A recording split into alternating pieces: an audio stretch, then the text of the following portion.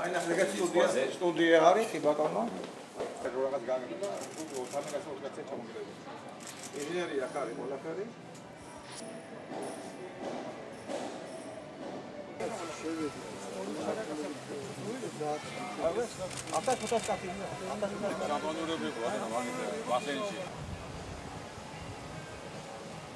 ეს პროექტი დაიწყო 63 მილიონი დოლარი. მე მინდა აღვნიშნო, რომ ჩვენი ქართველი ბიზნესმენები, რომლებიც სასულები იყვნენ უცხოეთში და დაბრუნდნენ საქართველოში, ახორციელებენ ამ ძალიან მნიშვნელოვან პროექტს. ეს არის აპარტამენტების პროექტი.